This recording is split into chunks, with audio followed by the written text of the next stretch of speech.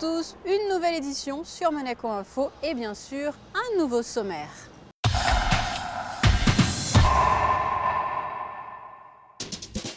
Lundi, en milieu de matinée, Son Altesse Sérénissime, le Prince Albert II, a participé à 2 inaugurations, dont celle de la rue Hubert-Clérici. Le souverain qui a également pris part samedi aux célébrations liées aux 120 ans des marchés couverts de la Principauté. Frédéric Hélion reviendra quant à lui sur la 15e édition de la No Finish Line qui s'est terminée dimanche, avant de vous présenter votre magazine Actu Sport. Mais avant de développer ces titres, vous le savez bien sûr, d'ici quelques semaines naîtront les enfants de leurs Altesses Sérénissimes, le Prince Albert II et de la Princesse Charlène. À cette occasion, le Palais Princier souhaite informer la population, qui attend d'ailleurs ces naissances avec impatience, de différentes modalités. Parmi elles, sachez-le, pour saluer ces très belles nouvelles, 42 coups de canon seront tirés depuis le Fort Antoine. Retentiront ensuite les différentes cloches des églises de la Principauté avant les sirènes des bateaux. Une proclamation signée par Son Altesse Sérénissime, le Prince, sera ensuite affichée à l'entrée des petits quartiers du Palais. Des registres de signatures seront ouverts aux petits quartiers du Palais Princier.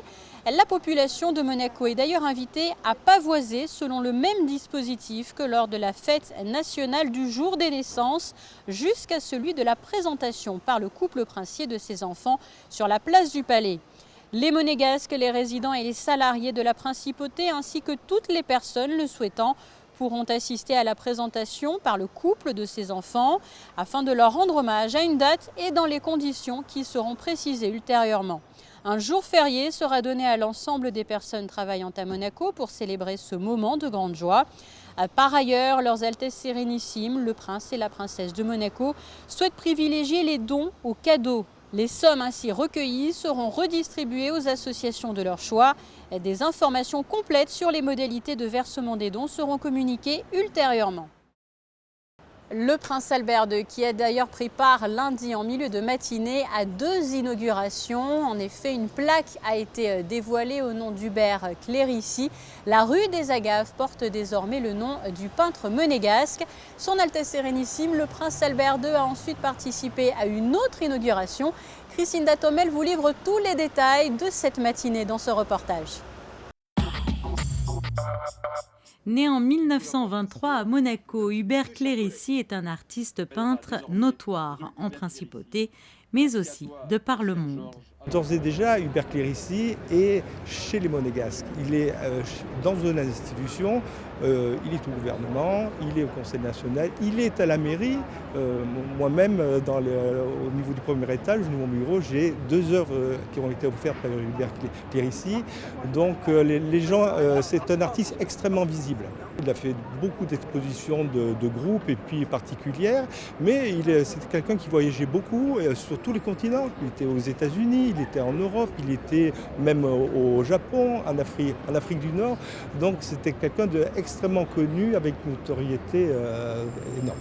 Acteur majeur du rayonnement culturel et artistique de Monaco, un hommage lui a donc été rendu ce lundi matin en baptisant la Voie des Agaves, la rue Hubert-Clérici, un quartier symbolique chargé d'histoire. C'est d'abord un immense honneur pour ma famille que nous fait le Prince de rebaptiser cette rue des Agaves, qui s'appellera maintenant rue Hubert-Clérici. Et c'est un clin d'œil aussi à mon grand-père. Vous savez que mon grand-père était peintre et aquarelliste amateur et il a fait une série de timbres pour Monaco sur les agaves. Donc c'est assez curieux, mais aujourd'hui cette rue des Agaves va prendre le nom de son fils. Et en même temps, je trouve que le lieu est bien choisi. Je pense que c'est la mairie qui l'a fait. En fait, son atelier était juste au-dessus, à 50 mètres à vol d'oiseau. Donc c'est un moment important pour ma mère, pour ma famille, pour tout le monde.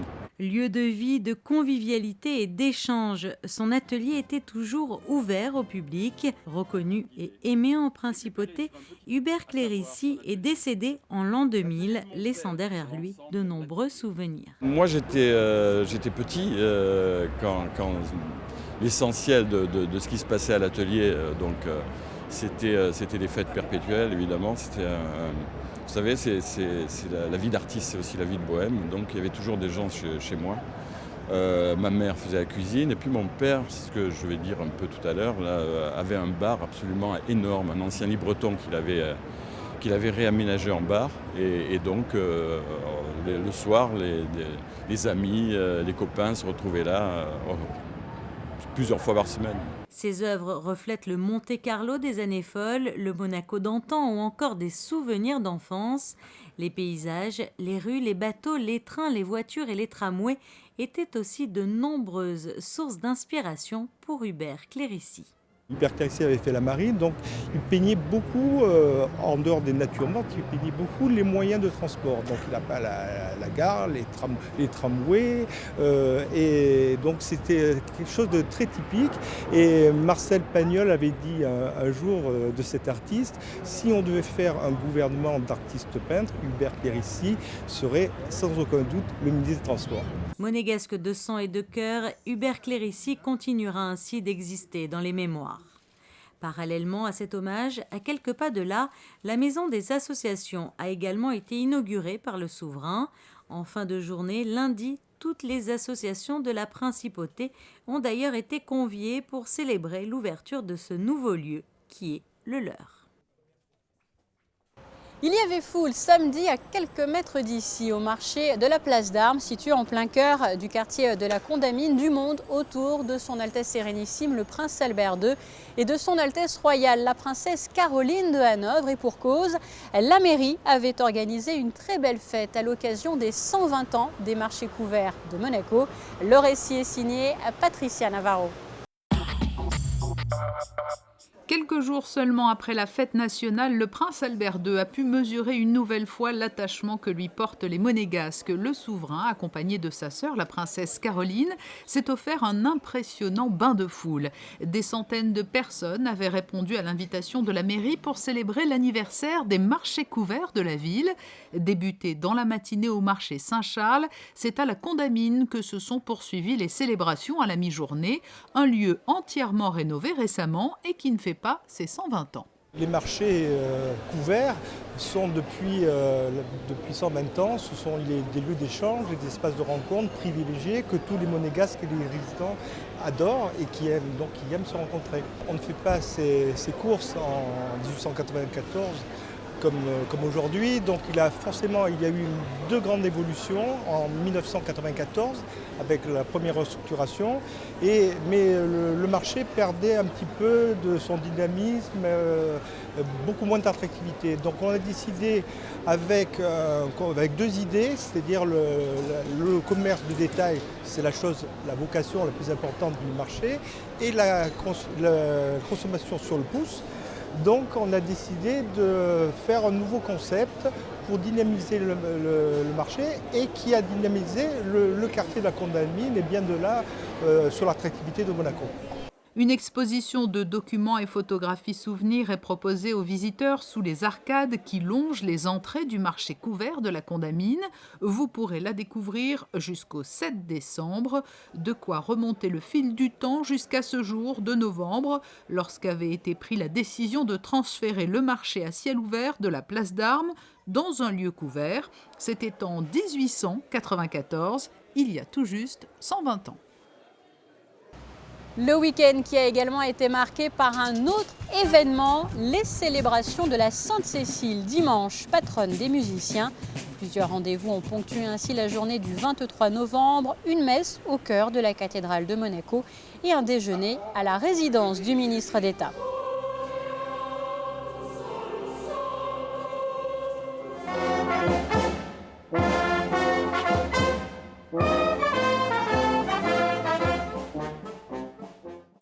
Et ce jour-là, jour de la Sainte-Cécile, plusieurs marcheurs et coureurs s'étaient donné rendez-vous sur le parcours de la No Finish Line à l'occasion de la dernière journée de cette très belle manifestation. Frédéric Hélion revient sur la 15e édition de cette No Finish Line. 8 jours passés à marcher, trottiner, courir pour la bonne cause. La 15e édition de la No Finish Line s'est terminée dimanche avec un temps fort le matin, place du Palais. Le caporal-chef Éric Bermond du 31e régiment du Génie a remis à la princesse Caroline un poème en hommage à l'un de ses frères d'armes, Loïc Libert, seul militaire survivant de l'attentat terroriste de Montauban en mars 2012.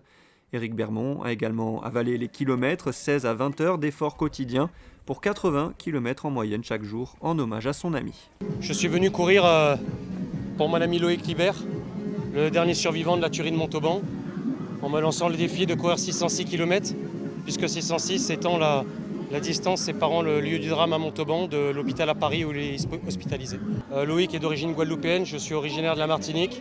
C'était vraiment un but de réunir les Antilles, la Guadeloupe, la Martinique, et puis réunir mon régiment, le 31e régiment de génie, et le 17e RGP, cher au cœur de Loïc, son dernier régiment. Éric Bermond a participé à cette 15e édition record de la No Finish Line, 12 571 inscrits, 341 000 km parcourus, soit 70 000 de plus que l'an dernier, pour un total de 392 000 € récoltés. Une somme à laquelle il faut rajouter plusieurs dons, 50 000 € de la famille Al-Rachid, 10 000 € de l'équipage du Lady Moura et 50 000 € de la part de l'ASM Football Club. En ce qui concerne le palmarès de cette 15e édition, Stéphane Leroux a dépassé la barre des 1000 km avec 1001 km parcourus. Chez les femmes, l'Australienne Sarah Barnett a fini première avec plus de 900 km. Dans le reste de l'actualité et en images. Son Altesse Sérénissime, le Prince Albert II de Monaco, a assisté à l'ouverture de la conférence du Whisky Society Club vendredi au musée océanographique, en présence notamment d'un membre du gouvernement écossais. Toujours en images, l'Union des femmes monégasques a organisé son traditionnel déjeuner d'automne au Café de Paris, au Salon Bellevue. L'Union des femmes monégasques qui propose d'ailleurs ce mercredi à 15 h à la Maison des associations, dont Christine Datomel vous parlait précédemment, une conférence sur le mal de dos.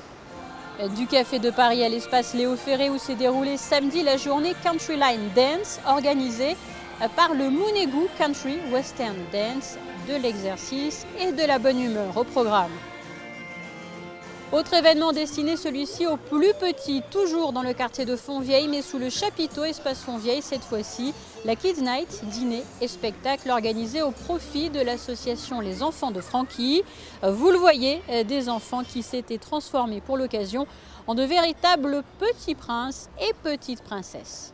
Une dernière information à noter dans vos agendas, le concert organisé à l'auditorium Régnier 3 le 26 novembre à 20 h par le Lions Club au profit de Soupe de Nuit. Voilà pour l'essentiel de l'actualité. Place à présent à vos traditionnelles prévisions météo pour les jours à venir.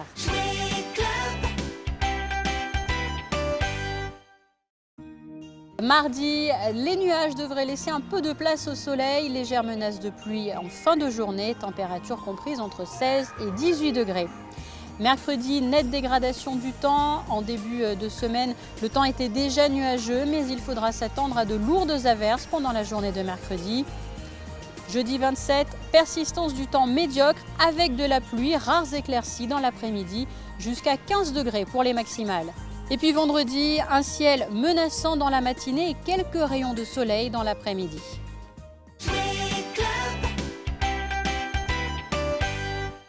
Merci de nous avoir suivis, merci pour votre fidélité. Je vous laisse à présent avec Frédéric Elion. Je ne sais pas s'il s'agit de la 25e édition du MAG Actu Sport, mais lui célèbre en tout cas aujourd'hui ses 25 ans. À très bientôt.